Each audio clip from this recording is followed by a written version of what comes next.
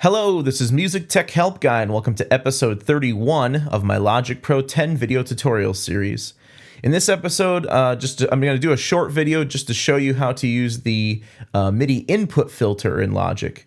MIDI input filters essentially allow your DAW to ignore certain types of MIDI messages. And you may be asking, why would I ever want to ignore an incoming message coming from my MIDI controller? There's a number of reasons. The two big ones I can think of are, one, you have an older or maybe defective or broken controller that's sending erroneous messages or faulty messages, but you still want to be able to actually use the controller. Or two, there's a certain type of message on the controller that you don't use regularly, and it keeps recording that unintentionally. One example I can think of is Aftertouch. Pretty much every time you play the keys on an Aftertouch keyboard, you're going to send Aftertouch messages regardless of whether you want to use them or not. So let's start with the first scenario. I'm currently working with a Axiom 49 M-Audio keyboard. It's the first generation. It's a good keyboard, but it's old. And I have other keyboards as well, but this one in particular has had coffee spilled on it. It's had water and beer spilled on it. It's had food sat on it. And over the years, it's just, some of the controls on it have gotten faulty. On this particular controller, there are two particular controls that are causing issues. One is the pitch bend, and two is one of my faders is unintentionally sending. Both of those are both unintentionally sending messages, or at least I don't want them to be sending messages. The way we can observe that is, actually we can see it going on right now, is up here in the MIDI monitor.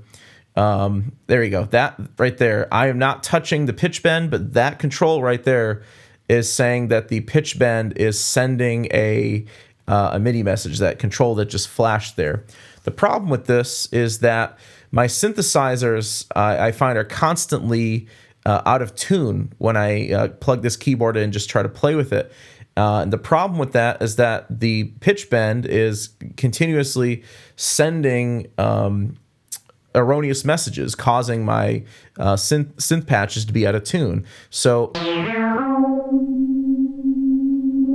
let's see if I can.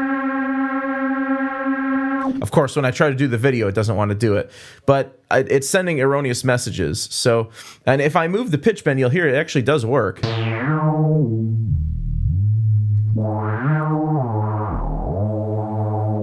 But the problem is it's sending erroneous messages as well. So let's turn that off.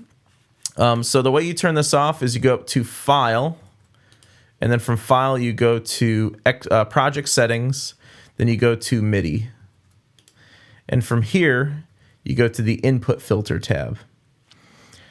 So you'll see there's a number of different messages that we can turn on or turn off here. You can actually turn on or off notes if you want.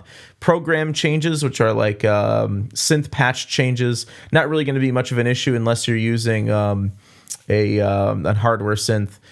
Pitch bend, obviously we want to turn that off. Control changes, those are your continuous controllers that we took a look at in the previous videos. That will include our erroneous fader that keeps sending volume changes, even though I don't want it to send messages. And actually, it just did it right there. I don't know if you saw that.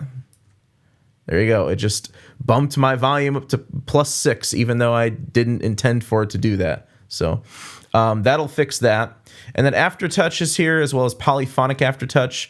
The difference between Aftertouch and polyphonic Aftertouch is that with Aftertouch, when you press a key and then you press harder, you get an extra message kind of built into the key pressure. And I mean, it all depends on the synth patch you've got set up in Logic as well. If the synth doesn't respond to Aftertouch, well, you're not going to hear anything.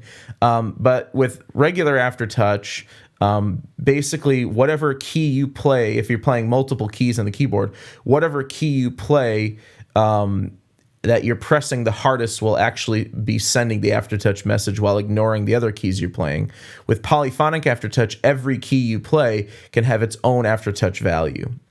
And then lastly, system exclusive messages or sysx messages are typically manufacturer specific messages where maybe you'll have like a specific control for one specific hardware device that controls a specific effect, and so they're different for every single device. The good news is that if you have a typical soft synth and MIDI controller setup, you'll almost never have to worry about them. They're almost exclusively for hardware devices, and hardware synths.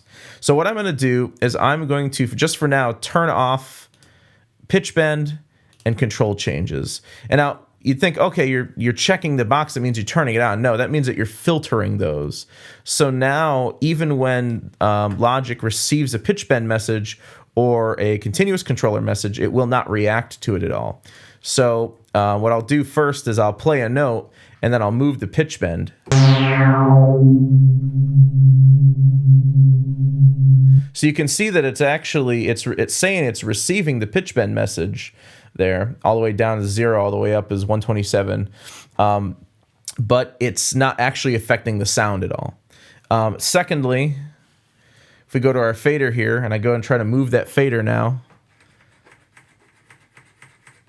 I'm moving it, nothing's happening. So let me just reset that back to 0 there. So now we don't have to worry about that fader jumping around unintentionally.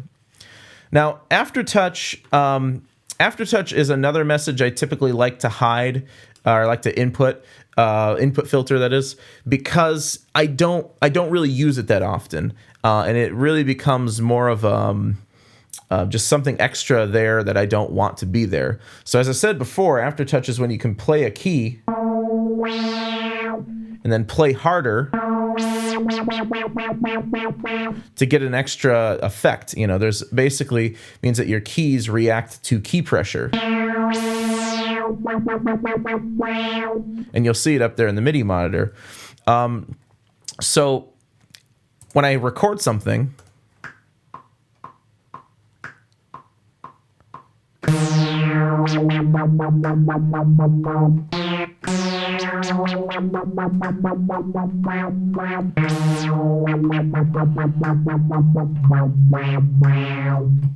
you'll see all these little black bars on the region, and those essentially are recording the placement of my Aftertouch. And if I open this up in the MIDI editor down here, the piano roll editor, and we open it up in MIDI draw like we learned in the last couple videos, you'll see your channel pressure. By the way, channel pressure is just another name for Aftertouch, and you'll see all your Aftertouch data down here. So a way for Logic to ignore that would be to go in to File, Project Settings, MIDI, and go to Input Filter again, and then just turn off, or turn on rather, the Aftertouch and Polyphonic Aftertouch. So even though I can still press the key down and press harder to engage Aftertouch, it still realizes I'm playing Aftertouch, but it's not actually recording or actually using that message for anything. All right, so that's how you use the MIDI input filter. Originally, I planned on showing this in one of the previous 2 videos, but I just ran out of time. Those videos were really long, so I just decided to do the short video just for this. And by the way, if you're wondering how to get to the MIDI monitor here, you just have to make sure that the LCD display up here is set to the custom setting. So I hope you enjoyed the video, and thanks for watching.